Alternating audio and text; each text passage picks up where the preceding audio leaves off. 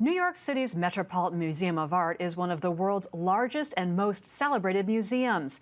Its collections span 5,000 years of history, its buildings are spread over more than 12 acres, and it's visited by millions of people each year. So, how do you keep all of it safe?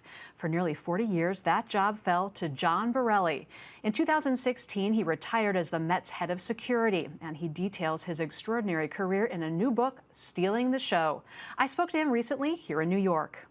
So the enormity of your job is just mind-boggling. I mean, how do you keep a collection like that safe and secure? I had a lot of help. I had over 600 security staff in the department, and had a great management team of 8 managers who helped me sort of manage that program. There were no major heists under your watch, but there were a few items that did go missing over the years. Can you tell us Yeah. about some of those? Well, I first got there in 1978. About a year later, 1979, we got a call that a Greek head was missing from one of the pedestals. Head. Okay. Yeah. And at first, we thought maybe it was, misplaced, or, a curator took it into conservation or something. But when we got down to the area, we saw it was taken right off its pedestal, and the wood was splintered, and we said we had a problem. We were able to recover it 5 days later on Valentine's Day, which was interesting because when the Met received the object in an acquisition, there was a heart carved over its left eye.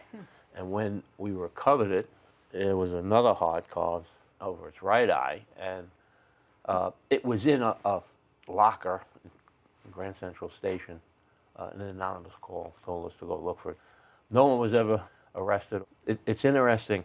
With art thefts, you really are concentrating on getting the art back, recovering the art, as opposed to finding out who did it. The art becomes paramount, not the perpetrator.